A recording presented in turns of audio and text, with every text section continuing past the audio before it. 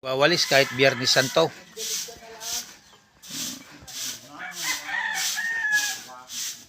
Sipag ni kasipag talaga, oh.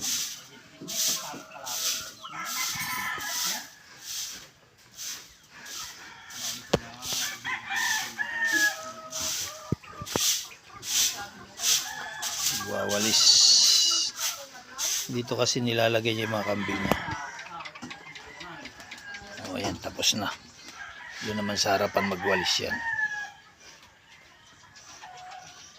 Kami yung may-ari ng lupa na yan. Oo, naalala ko na. Didilig ng halaman. Kasi pag Galit ng papa ko yan. Muntik ng patayin yung engineer. Engineer dito yun kuya sa Ringay, dito sa opisina sa Ringay. Nandun ako nung tinatanggal tong kawayan. Sinabi ko na ititigil muna at pupunta muna dito makipag-usap ng maayos. Pero yung engineer na yun, tinawagan niya ni Mayor. didilig na naman si kasipag. May kawayan dyan. Kung wala kawayan dyan, kung wala kawayan dyan. Isnit mo. Kung member ko na lang, kami doon mo nang arap ka niya na. Yung mga tibukal sa ipin kung pinagsiguro ako. Pinukuha ka na rin dyan mo lang ako. Tapos hindi rabaw na diyan. Mabaling ko na dyan nga ito. Maganda ng pako ng bahay dun sa taas kuya. Yung Taiwan ng kawayan, malawak na yun. Kanda ka nung malaalam na diyan. Makakitaan.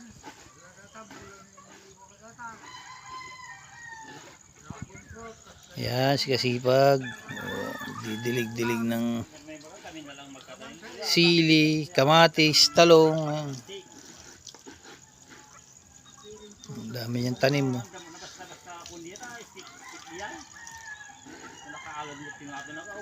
Talong, kamatis. Kaso hindi natin may video na to pag namunga.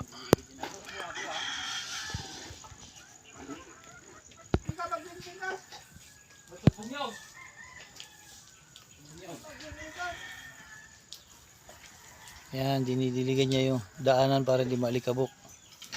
Kasi dito sila nakapwesto. Duyan na yan.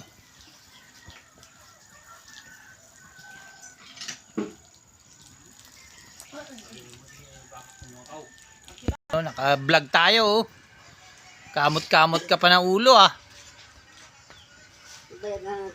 Ayan, oh, si kasipag, oh.